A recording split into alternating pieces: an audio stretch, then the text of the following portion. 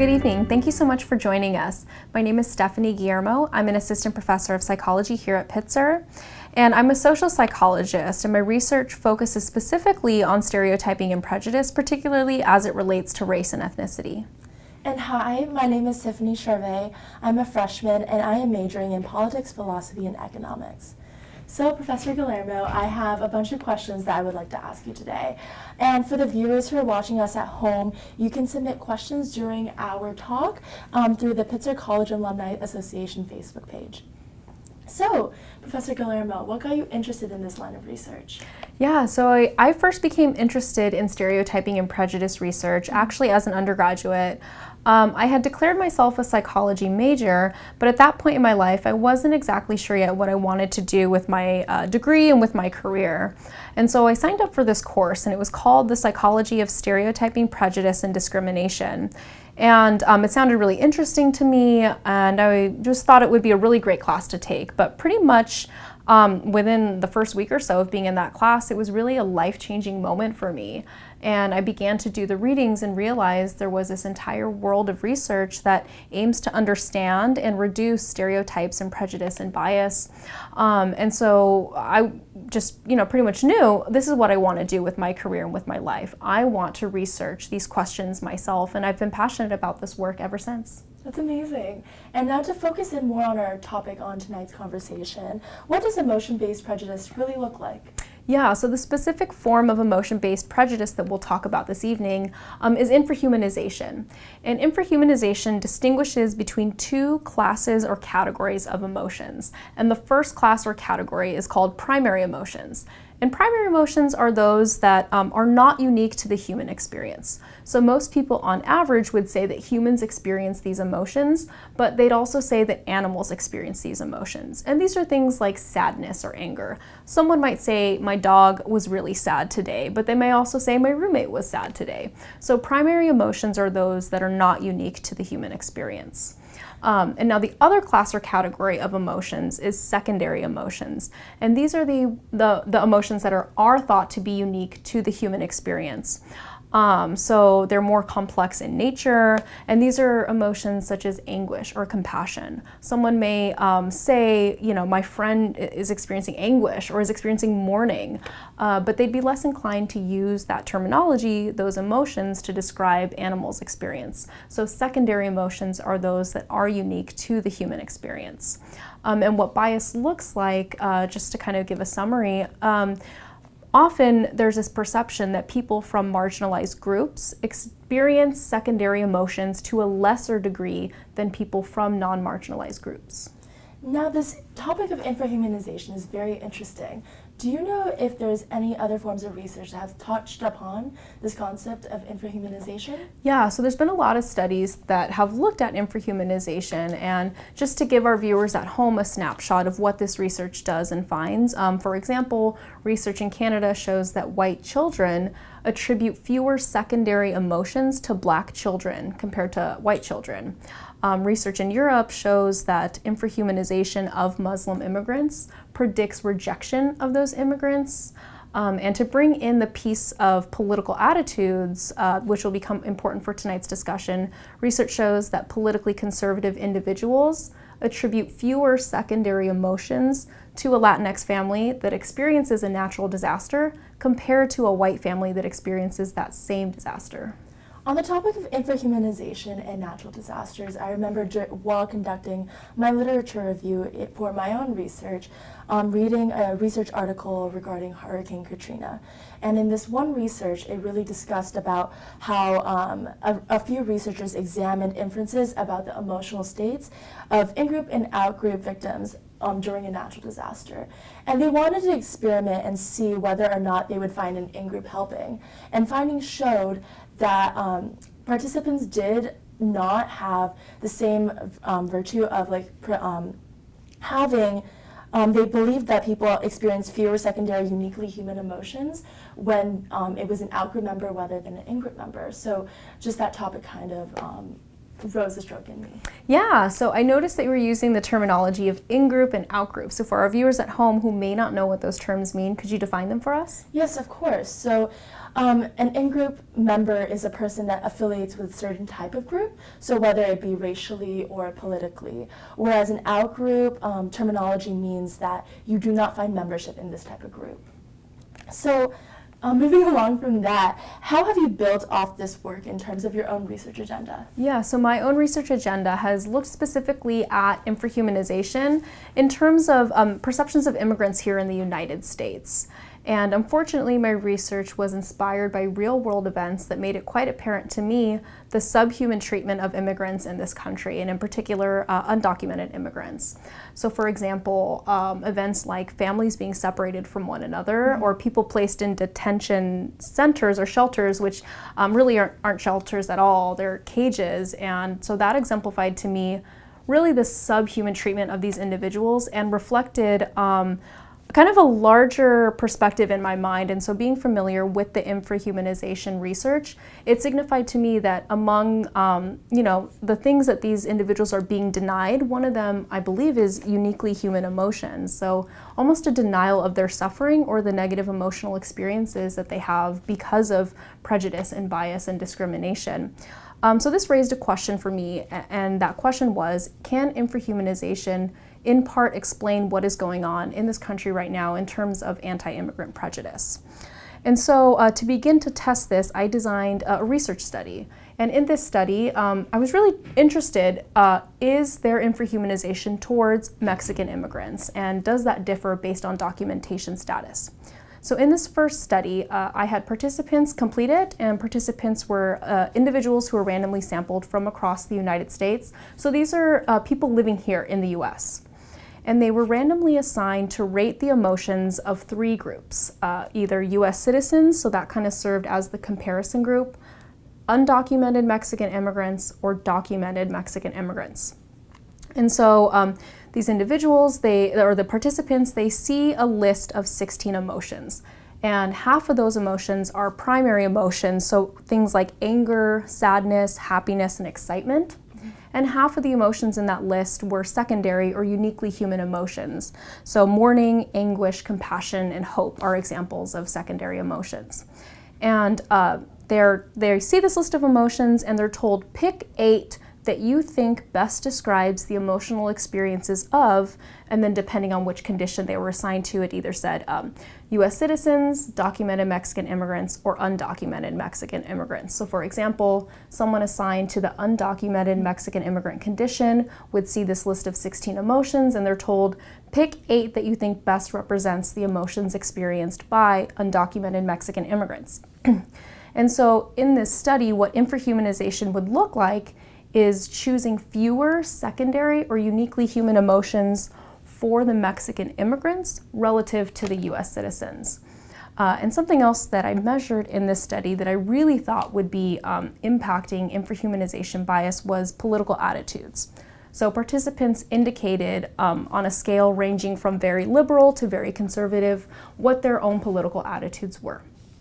And so the main finding that I want to highlight from that study is that the tendency to infrahumanize Mexican immigrants, so the tendency to describe their emotional experiences with less secondary or less uniquely human emotions relative to US citizens, was significant among participants who identified as more politically conservative. So they are infrahumanizing both documented and undocumented immigrants. That effect is actually not true for the more liberal participants. So there's no infrahumanization bias for the participants who identify as more liberal. What is really interesting is that among the politically conservative participants who are showing this bias, they're actually not differentiating between documented and undocumented Mexican immigrants. They're infrahumanizing both to equal degrees. So this might suggest that infrahumanization bias might have a correlation with one's political affiliation or political views. Is there anything else that you think can worsen the situation of infrahumanization bias? Yeah, so I actually have another study that I conducted, and this one had a few differences from the first study that I just described. So this study, I was interested specifically in emotion perceptions of two groups, documented Mexican immigrants and undocumented Mexican immigrants. And so participants in this study, who again were adults living here in the US, they are randomly assigned to rate the emotions of one of those two groups. And so the list of emotions, the 16, so half of which are primary, half of which are secondary, were the same as in the first study. But as in the first study, whereas they chose 8 from that list of 16, this time I actually wanted their ratings or their perceptions of all of the emotions. So what this looked like, for example, a participant randomly assigned to rate undocumented Mexican immigrants, they see the list of 16 emotions and they're told, please rate the degree to which you think Mexican undocumented immigrants in general experience these emotions, and that range from not at all to extremely. So what infrahumanization would look like here, in particular, infrahumanization based on documentation status would be higher ratings of primary emotions and lower ratings of secondary emotions for undocumented compared to documented immigrants. And then the second piece that I really thought could be partially explaining infrahumanization as well, I measured symbolic threat perceptions. And symbolic threat perceptions involve this idea that a group like immigrants bring with them some symbolic threat to, for example, American society or American culture. So symbolic threat is really its own form of bias or prejudice that stems from ethnocentrism, or the idea that one group or culture is superior to another. So what that would look like in the context of this study is, do participants think that documented or undocumented Mexican immigrants somehow pose a threat to American values or American culture? And so that's what that would look like. And from that study, I want to highlight 2 main findings. So the first is that in this study, we actually are seeing documentation status bias. Mm-hmm. And I think this kind of differs from the first one because of the methods changed a bit. We got ratings of all of the emotions. So what we see is that participants are rating that undocumented Mexican immigrants are experience a greater extent of primary, but a lower extent of secondary or uniquely human emotions compared to their documented counterparts. And something I really want to note about that finding, that is only significant for negative emotions. So for the emotions like sadness versus mourning. And so that really stood out to me as pretty troubling, actually, because kind of what I was iterating earlier about what inspired my research in this area is what seemed to me a denial of the negative emotional experiences, or the denial of suffering for undocumented immigrants. Mm-hmm. So that is really reflected in that finding right there. The second thing I want to highlight from that study that I found was that the higher the symbolic threat perceptions were, the more that these immigrants were infrahumanized. So that actually was true for both documented and undocumented immigrants. So some evidence there that symbolic threat perceptions are associated with the degree of infrahumanization. So one thing that really stood out to me was that infrahumanization based on documentation status was really evident in negative emotions. Have you seen further instances with this effect in your research? Yeah, I have. And so that documentation status bias, that tendency to see their negative emotions as more along the lines of primary and less in secondary or uniquely human emotions, actually persists for Chinese immigrants as well.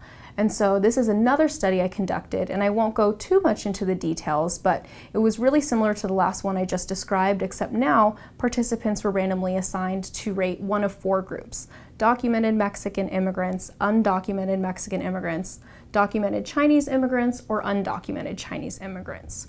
And so that tendency, that infrahumanization along the lines of negative emotional experiences persists for Chinese undocumented versus documented immigrants as well. So there's some evidence there that it's maybe a larger, more pervasive documentation status bias that's not specific to a country of origin.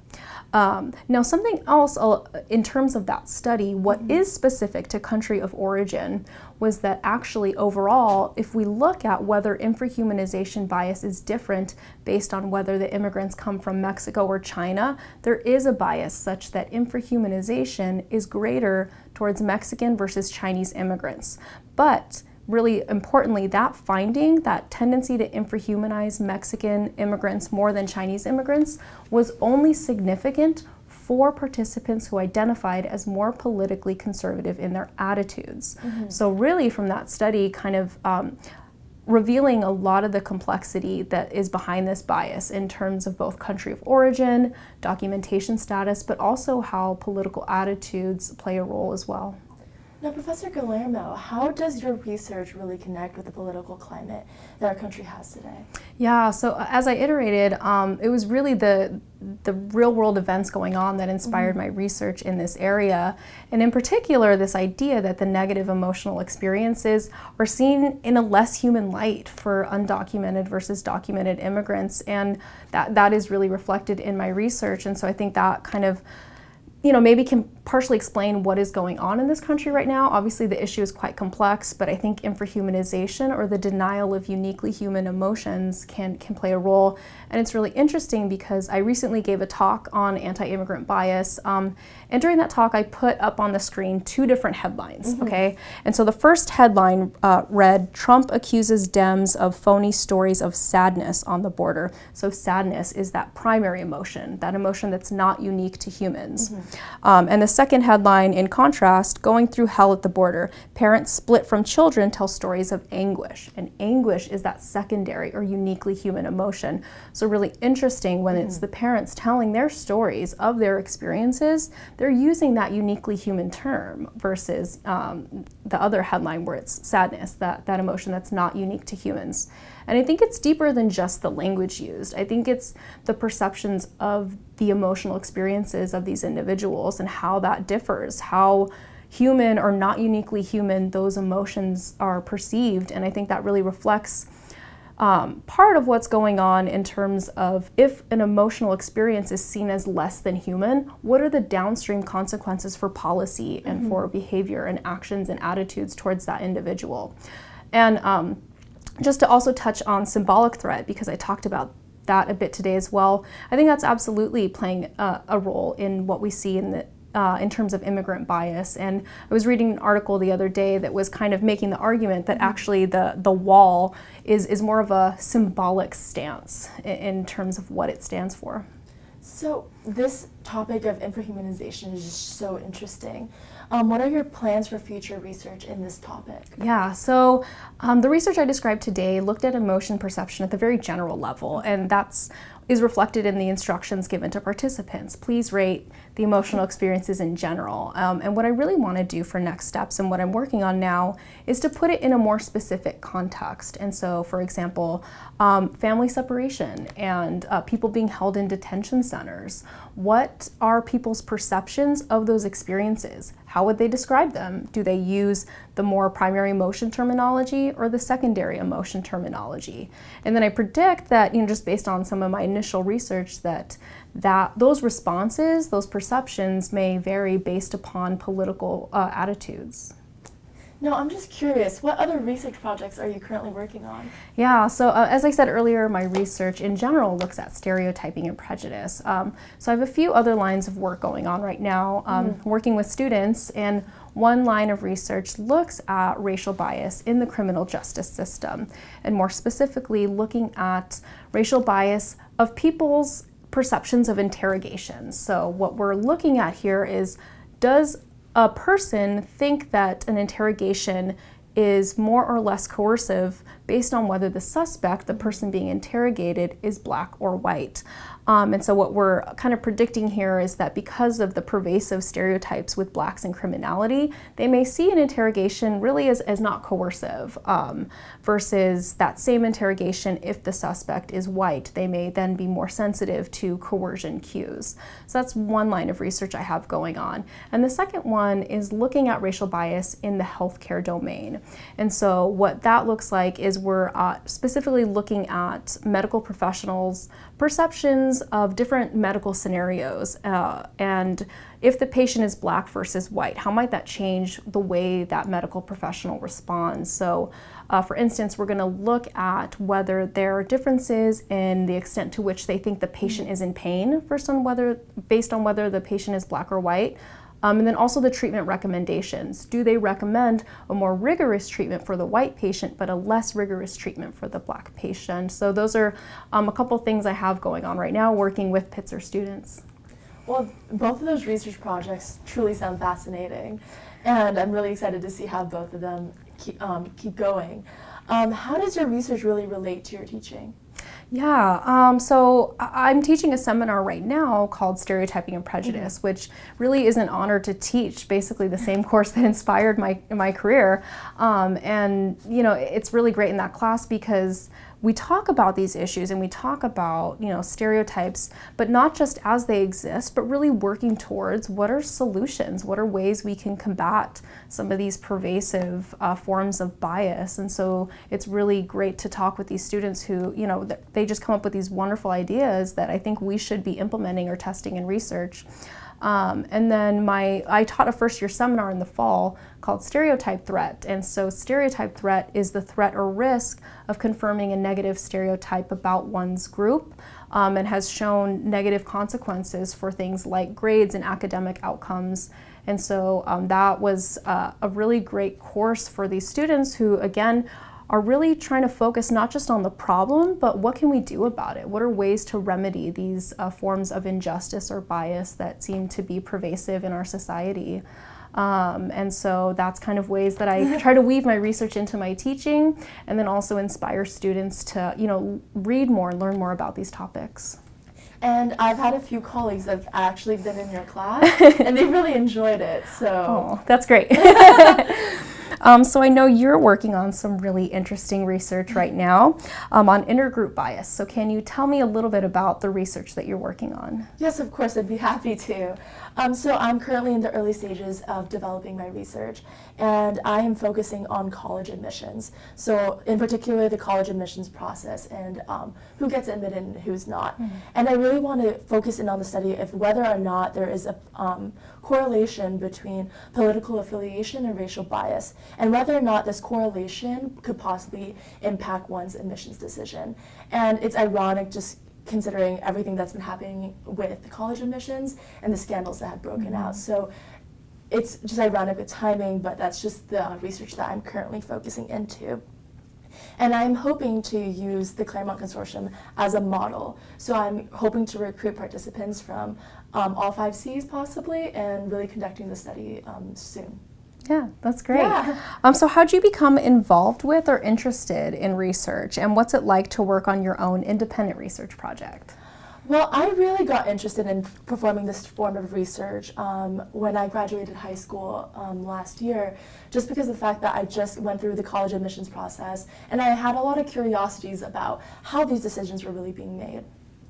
And that's really what spurred my interest in developing this form of research. And I started going through literature reviews with you, and we started looking through literature and really solidifying that research question.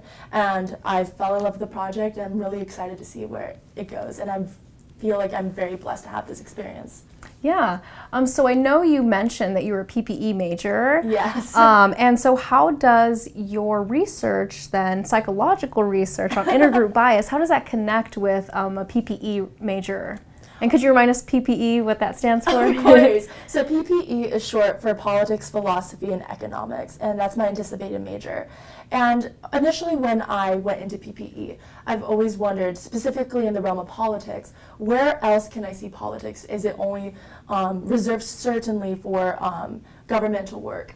And that's just been a curiosity that's always driven me. So when I went into this project that's far from really politics, it's in the realm of psychology, I really realized that politics can be seen everywhere, from psychology to other subject fields. So politics really can be seen everywhere, and that kind of relates to PPE in general. Yeah, absolutely. And I think it's really amazing that you are approaching your major, your research, your academic interests from this interdisciplinary perspective. And I think that's really important. And something that I really love about Pitzer is that we have, I'm a psychologist by training, but really we're in this environment where we can pursue these questions and conduct research in this interdisciplinary framework that really allows us to collaborate with wonderful people from different fields.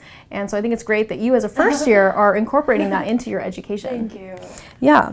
So we're going to go ahead and check if there are any questions from the viewers.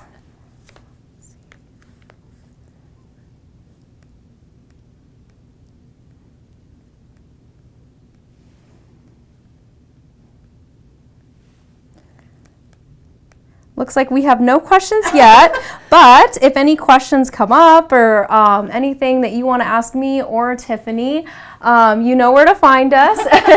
And thank you so much for joining us. And just to kind of conclude some main topics or themes from our discussion tonight, infrahumanization is really a form of prejudice or bias that denies individuals the experience of uniquely human emotions.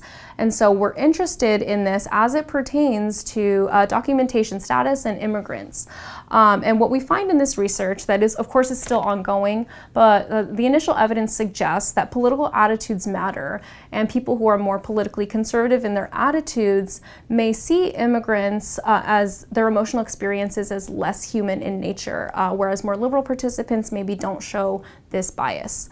And something that is really notable about this research is that the documentation status bias, so the tendency to see emotions as more primary and less secondary in nature, that is really evident in the negative emotional experiences. And so, for example, documented Mexican immigrants and documented Chinese immigrants, as my research shows, their negative emotional experiences, they're seen to be as higher in things like mourning or anguish, or words that are more complex, or emotions that are more uniquely human in nature. Whereas their undocumented counterparts, they are seen as not experiencing those same uniquely human emotions to a greater degree.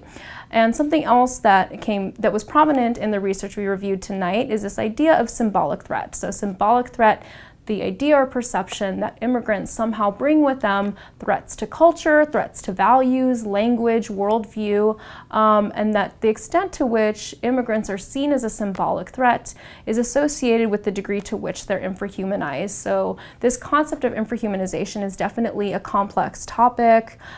Need to understand political attitudes, documentation status, country of origin, and our research is still ongoing, but we're really hoping to understand these issues further as they pertain to specific events like families being separated from one another. And we're also working towards mitigating that bias. So how can we reduce that tendency to see the negative emotional experiences of undocumented immigrants as less human in nature? And so plans for future research, we actually will look at the media and look at how that plays a role, and then how can we manipulate or change the wording or change the way these events are construed in the media, how they're reported, to really prompt a more humanistic view of immigrants, of undocumented immigrants, and really of groups more generally who are experiencing these forms of infrahumanization bias. And thank you so much for joining us. We're really glad to have you here, and please feel free to submit any questions that you want, and we'll be sure to address them. Thanks again.